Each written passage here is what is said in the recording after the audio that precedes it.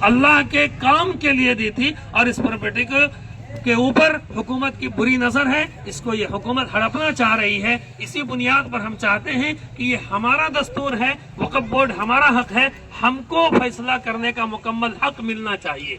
अब ये एक सवाल किया जाता है उन्हीं की तरफ से, और हमारे ही कुछ लोग नादान हैं, वो मीडिया पर बैठ कर कहते हैं कि वक्फ का कानून बनना चाहिए, इससे वक्फ की प्रॉपर्टी महफूज होगी, और दलील ये देते हैं कि पहले ही से वक्फ के जो मुतवल्ली हैं उन लोगों ने वक्फ की जमीनों में खुर्द बुर्द की है। तो उनसे अर्ज ये है, या हुकूमत के उन लोगों से जो कहते हैं ये कानून हम आपके वक्फ की जायदाद को प्रोटेक्शन के लिए बनाए हैं, हम ये कहना चाहते हैं कि उसकी मिसाल हमने अभी भी मस्जिद में दी थी। हम 4 भाई हैं, 10 बीघा जमीन है, अब उसमें से एक भाई ने कुछ जमीनों में गड़बड़ी कर दी। इसका ये मतलब नहीं है कि 5वां कोई शख्स आकर ये कहे, ऐसा कानून बना दे कि वो जो 10 बीघा जमीन जो बची है 8 बीघा उसमें से वो भी हम ले लें।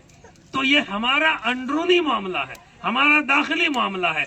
अगर कोई वक़फ़ का मुतवल्ली जमीन की खुर्द बुर्द जमीन को बेचा हुआ है, कब्रिस्तान की प्रॉपर्टी को बेचा हुआ है, उसको हम समझेंगे। तुम्हें हक कैसे हम दे देंगे? तुम कहीं और से आओ और हमारी जमीन को, हमारे हक को तुम ले लो मुकम्मल तरीके पर। इसकी मिसाल बिल्कुल इसी तरह है। लिहाजा ऐसे लोगों के बहकावे में न आए जो ये कह रहे हैं कि वक़फ़ की जमीन पहले से इन लोगों ने बेच रखी है, खुर्द बुर्द कर रखी है, इसीलिए हुकूमत की नजर में रहेगी, नहीं जाएगी। ये हमारी अपनी लड़ाई है 4 भाइयों की, हम इसको निपटाएंगे। 5वें को हम हक नहीं दे सकते कि तुम ऐसा कानून ले आओ, चारों भाई का हक ही खत्म कर डालो, पूरी जायदाद तुम ले लो। तो ये सरासर जो है कि इस मुल्क के कानून ने हमें हक दिया है कि हमारी वक़फ़ की जायदाद के लिए अलग कोर्ट, ट्रिब्यूनल कोर्ट है, हमारे अपने कानून हैं, उसको तमाम कानून को ख़त्म करके। और एक बात समझ लें कि अगर ये बिल पास हो जाता है, आइंदा इस हुकूमत का जो इस्लाम दुश्मन, मुस्लिम दुश्मन, फ़िरका परस्त हुकूमत है, आखिरी बात कह के बात ख़त्म करूँगा कि आखिर में ये लोग इस तरीके और जो है कि